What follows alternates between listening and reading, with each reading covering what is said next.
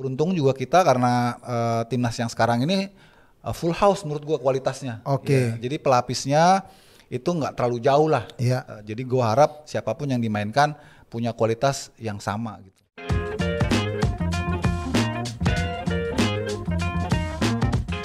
Welcome back di Discord, diskusi olahraga bareng Rais, dan kali ini kembali lagi bersama Bang UK. Halo, apa kabar Riz? Baik Bang. Nah, Discord kali ini spesial nih Bang, karena didukung oleh Aqua yang jadi air minum resmi Timnas Indonesia.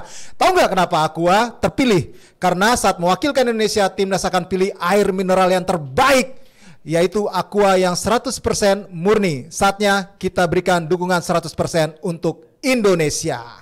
Sebelum kita bahas preview pertandingan Timnas Indonesia versus Arab Saudi, baiknya kita Aqua dulu Bang. Oh gitu ya? Yoi. Biar nggak seret. Ini perjalanan jauh nih. Ya kalau ke Arab, ke gurun, minum Aqua seger.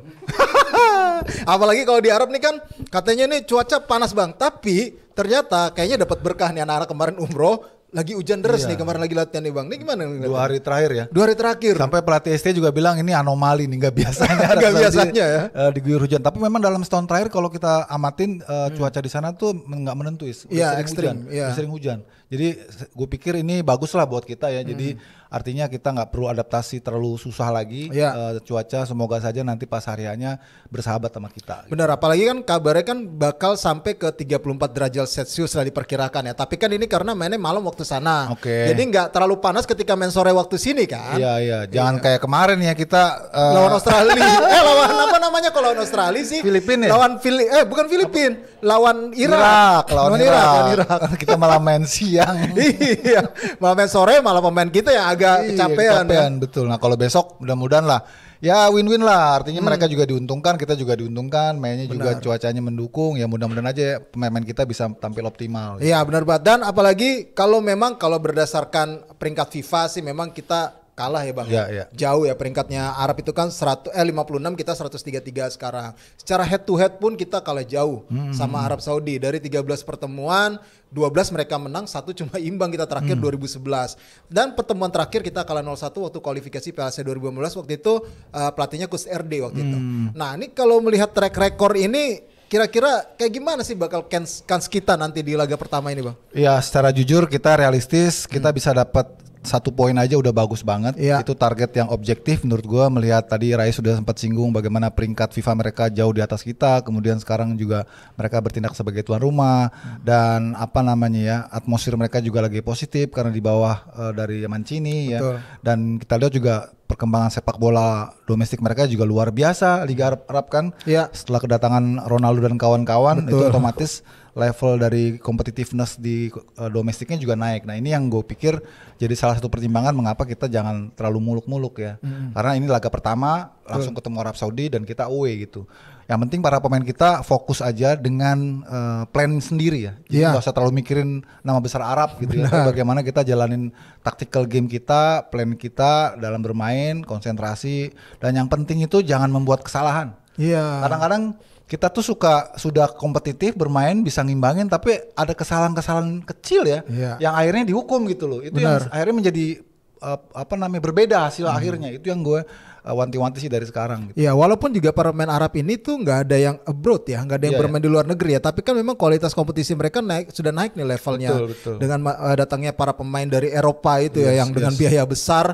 Ya tentunya ada development yang dibangun, apalagi memang Arab saat ini juga mendatangkan pelatih-pelatih kelas dunia. Terakhir itu pelatih U21-nya Luigi Di Biagio. Betul. Antara pemain timnas Italia dan juga Parma ya, seingat gue. Jadi memang Arab ini sangat serius sekali dalam membangun fondasi timnya mereka agar bisa terus kompetitif. Walaupun sejak dari udah lama mereka langganan Piala Dunia dari Asia gitu. Ya makanya memang ya realistis sih memang si Sinteyong ya paling enggak bisa curi poin aja ini udah langsung nih Indonesia langsung diperhitungkan lagi nih di sini ya. Setuju ya. Kalau kita kilas balik beberapa hari terakhir ini kan memang preview menjelang laga ini sangat ramai ya. Bahkan sampai menyedot perhatian media-media asing ya. Seperti Reuters dan lain-lain itu mengatakan Indonesia bisa menjadi pengacau nih dalam kualifikasi Piala Dunia zona Asia karena melihat bagaimana perkembangan timnasnya itu cukup progresif, signifikan ya. Betul. Kita untuk pertama kalinya setelah 90 tahun lolos ke Piala Dunia, walaupun dulu sebenarnya nggak bisa disebut Indonesia juga sih, namanya kan Hindia Belanda. Tapi whatever, itu sebuah lompatan yang luar biasa dan menjadi perhatian sepak bola Asia ya, melihat bagaimana perkembangan sepak bola kita. Toh itu juga tidak serta-merta membuat kita jadi over optimis ya. Karena yang kita hadapi sekarang ini lawan yang jauh lebih kompetitif. Kalau kemarin kita ngadepin Filipina, Vietnam, sekarang nih memang udah tier dunia nih. Arab Saudi pernah main di Piala Dunia, Cina pernah main di Piala Dunia, Jepang apalagi gitu ya, kagak ada yang gampang gitu. Benar. Ini yang maka kita harus harus realistis lah.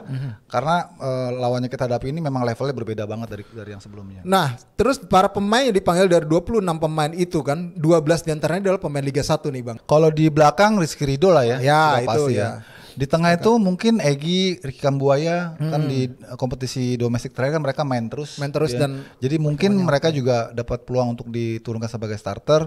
Di depan bisa aja Dimas Derajat kan sudah bertransformasi ya, jadi bukan lagi striker murni tapi sayap ya. Sekarang lebih ke flank ya. Nah itu kan sesuai dengan kebutuhan timnas saat ini menurut gua.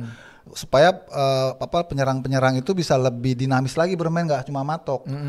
Kenapa itu juga menjadi perhatian timnas dan STY sampai STY datangin Kim Hun ya. Iya, Yam Kim Hun ya. Pelatih khusus striker. Ya. Itu kan juga tentu berdasarkan evaluasi dari game-game sebelumnya, kita kan selalu stuck di depan tuh. Betul. Kita udah bisa defense sangat baik, counterin juga baik, tapi finishingnya kita yang masalah. Dan sejauh ini kan kita harus akui kita cuma punya satu striker murni ya, bukan murni juga sih, tapi striker yang diandalkan Rafael Strike kan ya. Betul. Sebelum datangnya Aurat Mangun ya, kemudian yang lain-lain gitu. Jadi mungkin ini yang terus di drill nih, bagaimana caranya penyerang-penyerang kita ini bisa lebih produktif lagi, karena yang didatengin dari dari kompetisi domestik ini kan pemain-pemain strikernya kan selain Dimas Derajat ada juga Ramadan Sananta ya, Hoki Caraka ya, itu kan sebenarnya yang sekarang jadi target dari pelatih baru Korea ini, gimana caranya membuat mereka ini jadi kompetitif di level internasional. Kalau di domestik oke lah mereka yang terbaik ya. Iya, betul. Tapi ini internasional kan nggak tanggung-tanggung nih, ini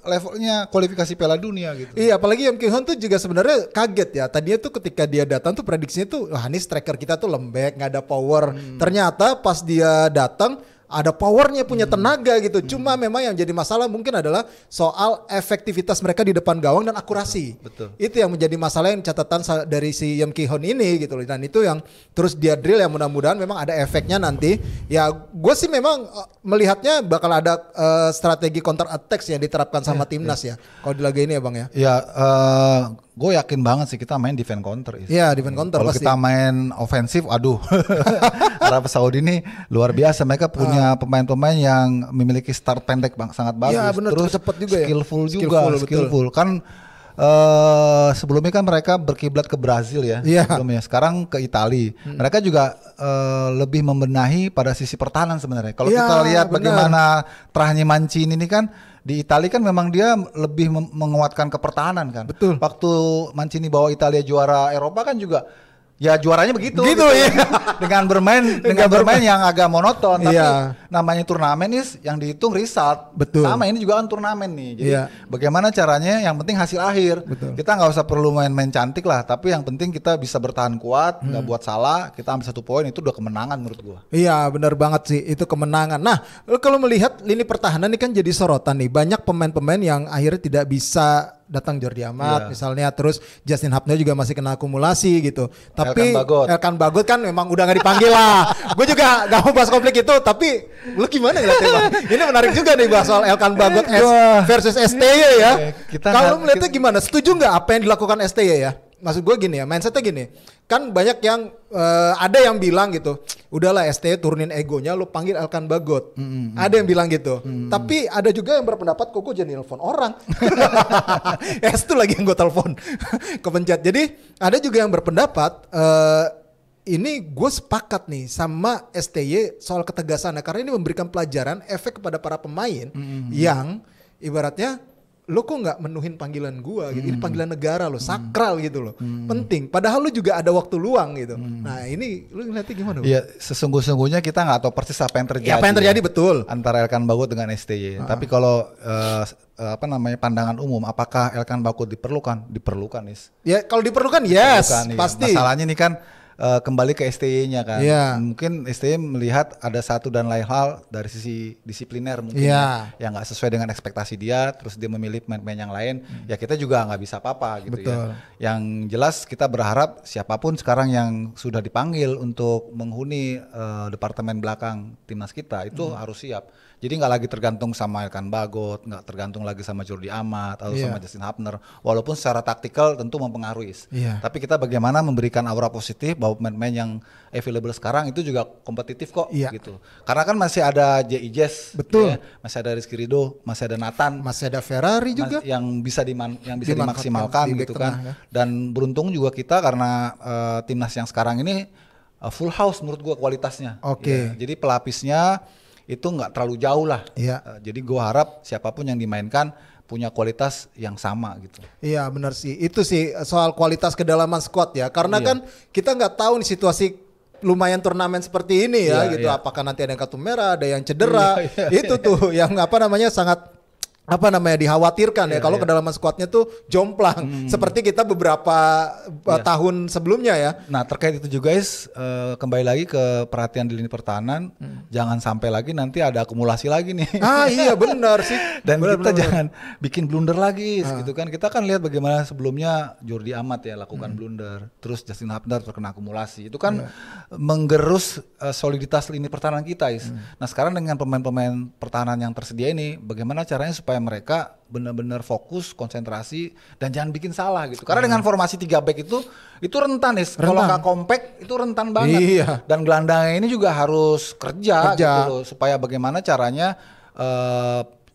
tim Arab Saudi ini nggak mudah masuk sampai garis ketiga, zona 3 gitu. Jadi tengahnya ini harus kerja nih, nggak cuman istilahnya nunggu supply aja. Tapi dia juga harus ikut bertahan. Nah kita harapkan nih pemain-pemain misalnya ya kayak si Verdong ya, juga kan bagus juga tuh di sayap ya. Kemudian juga ada Sandy Walsh yang diharapkan juga bisa bantu juga saat defense.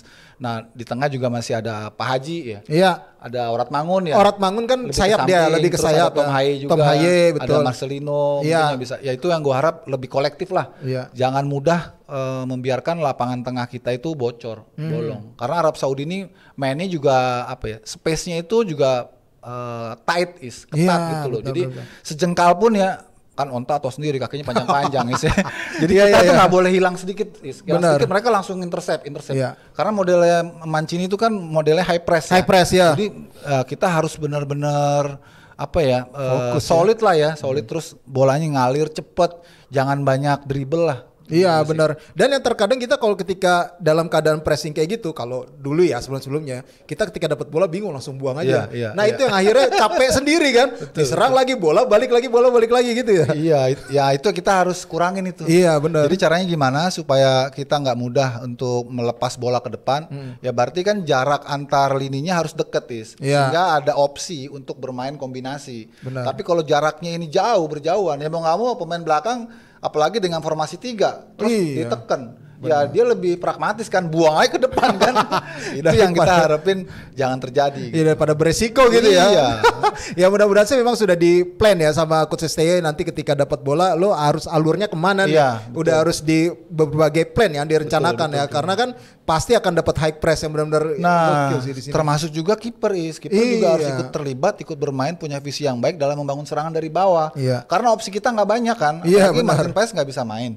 Tapi Martin Paes tetap didatengin kan supaya dia dapat cepat adaptasi, engage lah dengan teman-temannya dan dilihat cara main kita seperti apa. Karena sepak bola modern sekarang tuh dari kiper juga bisa langsung direct build up kan. Oh iya betul. Kalau punya kemampuan dia untuk bola-bola panjang yang akurat, itu kan efektif juga untuk kita istilahnya potong kompas lah. Daripada beresiko main di bawah, mendingan dia lempar ke samping tapi langsung progresif gitu loh. Nah itu yang gue harapin juga kiper punya peran di situ gitu. Iya sih, mudah-mudahan sih memang dapat hasil yang baik ya. Kalau lo prediksinya gimana Bang terakhir nih untuk ini? Ya sejujurnya gue harus katakan berat ya. Tapi dari sisi optimis kita 1 poin kita masih punya peluang. Karena melihat bagaimana di Piala Asia kemarin Arab Saudi pun bisa ditahan sama Thailand 0-0. Iya benar. Jadi sebenarnya kalau lihat dari situ ya potretnya ya harusnya kita juga bisa gitu. Benar. Kalau gue rasa sih tim analis kita udah banyak tuh ngebet video benar. termasuk performa terakhir mereka di Piala Asia kan. Di Piala Asia, betul. Semoga aja itu menjadi referensi dan menjadi bahan buat kita bagaimana caranya bisa mencuri poin di Arab Saudi. Seri lah. Harapan kita lah seri lah. Karena seri itu udah kemenangan. Kalau menang beneran itu bonus. Iya benar, kalau menang beneran sih heboh pasti jagat dunia persilatan pasti heboh sih kalau menang. Ya udah kita doain semoga timnas kita bisa menang nanti melawan Arab tentunya ya paling enggak bisa mendapatkan poin dari situ itu sudah kemenangan seperti yang tadi kata Bung Yuke bilang kita terus dukung 100% seperti Aqua yang dukung timnas Indonesia. Oke, dengan demikian berakhir dulu untuk episode kali ini. Jangan lupa untuk follow sosial medianya dari Skor Indonesia baik itu di X, Instagram, TikTok maupun di Facebook. Jangan lupa kita juga masih ada di noise.id dan terus lihat berita-berita update olahraga di skor.id. Dengan demikian gue Resetan, Yuke. Sampai jumpa lagi.